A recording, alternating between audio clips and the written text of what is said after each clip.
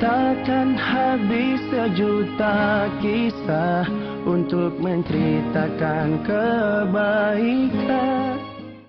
Ini pertanyaan yang sangat baik. Kenapa begitu? Karena dari kesimpulan, jika kita amati success story daripada orang-orang sukses di HNI maupun dimanapun, dia pasti punya tim yang solid. Karena HNI ini kerjanya adalah kerja tim, teamwork. Ya, kita membentuk super tim, bukan superman. Karena bisnis ini bisnis duplikasi. Kalau hanya kita yang bekerja saja, nggak akan bisa besar. Tapi kita harus menduplikasi kerja-kerja kita dalam kerja tim. Ya. Jadi tim ini menjadi hal yang sangat penting banget. Maka Bapak Ibu sekalian, ini yang nanti agak sedikit membedakan antara seorang yang menjual, ya, yang seller, dengan seorang yang networker. Idealnya kita seller juga, kita networker juga idealnya. Tapi kalau seller, dia berpikiran menjual saja. Saya bisa jualan laku, dapat uang, jualan laku, dapat uang, begitu. Betul, Pak. Nah, ini berarti dia belum tim. Nah, sendiri aja, Pak. Ya? Sendiri saja. Maka bagaimana caranya agar yang menjual itu bukan saja dia, tapi dibantu oleh timnya, oleh mitra-mitranya. Ini bukan cuma di bisnis kita, di semua bisnis begitu. Saya ada hal yang menarik ya, saya kemarin agak mikir gitu, bahwasanya Indonesia ini dalam Global Entrepreneurship Index GEI itu menempati peringkat jebot, peringkat ke-97. Dari 140 negara kita peringkat ke-97. Padahal kalau dilihat indeks entrepreneurship itu, Bapak Ibu, sebanding dengan majunya negara. Negara yang entrepreneurship tinggi, pasti dia negara maju, begitu. Dan kita 97, Malaysia 60 sekian, Singapura 20 sekian. Padahal kalau saya jalan di Pondok Kelapa Raya, kanan kiri orang bisnis semua loh. Betul, Pak. Ya. Penuh, Pak, kanan kiri. Penuh kanan kiri, nggak ada rumah yang nggak bisnis. Saya jalan di Jakarta Utara di Warakas. Warakas 1 itu. Ada yang main di Warakas di sini. Boleh buktikan. Saya lewat dari ujung ke ujung, nggak ada rumah yang nggak bisnis. Loh, mana ini? Entrepreneurship-nya kan harusnya jalan. Ya, bagus. Kenapa kok rendah? Ternyata Bapak Ibu sekalian, ternyata sebabnya adalah yang diukur itu entrepreneurship. Oke. Ya, bukan pseudo pengangguran yang dia hanya jualan. Apa indikatornya? Dia harus punya rencana pengembangan. Namanya entrepreneur harus berkembang. Oke, baik, Pak. Disebutnya harus punya mindset, growth mindset. Punya mindset untuk berkembang. Maka Bapak Ibu, ini kepada semua bisnis, kita harus mengembangkan 3 hal. Ya, 3 hal. Kalau kita mau bisnis kita besar, kalau kita mau menjadi orang yang super sukses, kita harus punya 3 hal. Kebanyakan kita cukup dengan 1 saja. Yang pertama apa? Kita harus punya produk yang bagus dengan cara uji coba. Sungguh-sungguh uji cobanya.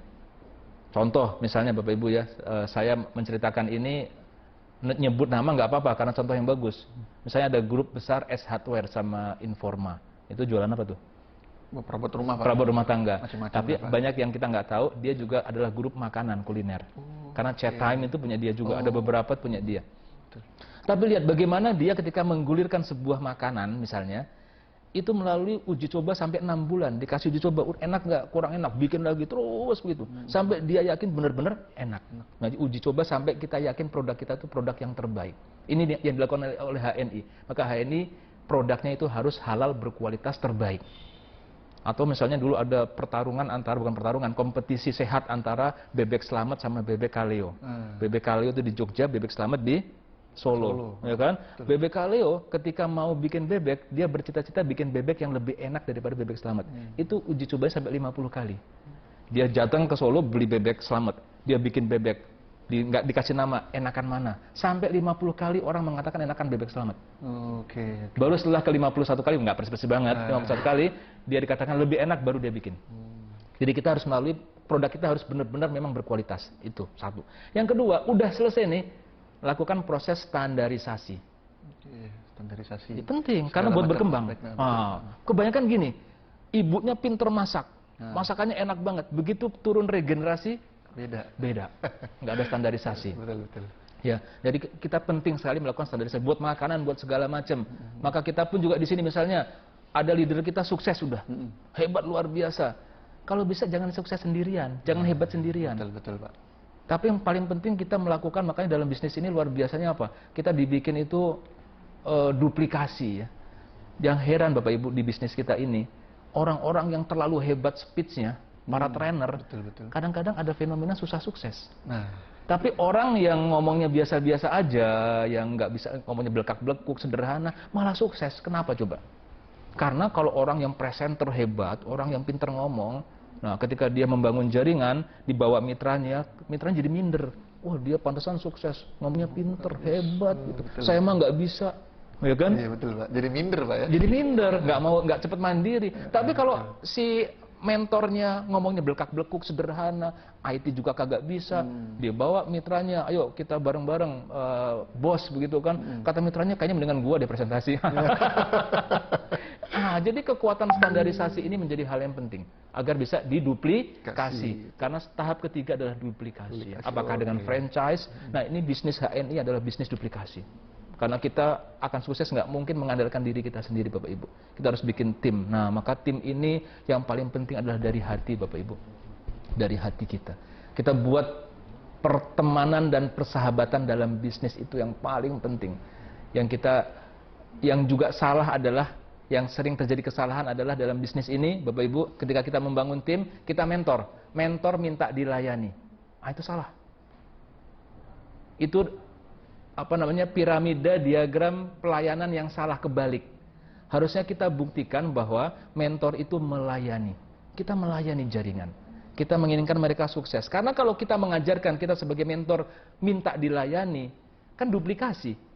Nanti mitra-mitra kita kemudian di bawah apa? Melakukan hal yang sama, minta dilayani semua. Itu piramidanya atau prosesnya nggak akan jalan. Mati itu. Tapi kalau kita mencontohkan, walaupun kita seorang direktur BUMN, walaupun kita seorang gubernur sekalipun, ketika kita membangun bisnis ini, buktikan bahwa kita punya mental melayani. Mentor itu melayani mitra, bukan jangan dibalik Bapak Ibu. Ya, ketika itu dilakukan apa? Si mitra tadi, kan mitra juga mentor bagi mitra-mitra di bawahnya kan. Oh, dia akan meniru mentornya yang hebat. Dia gubernur aja begitu perhatian sama saya. Saya minta presentasi di kampung, dia mau. Betul. Maka dia ini kemudian akan ikut, akan menduplikasi. Ini kekuatan yang luar biasa Bapak Ibu. Kalau kita gagal melakukan ini, duplikasi nggak terjadi, tim nggak terbentuk, bisnis kita gagal. Betul. Ya, jadi dari hal-hal yang seperti inilah yang luar biasa. Oke.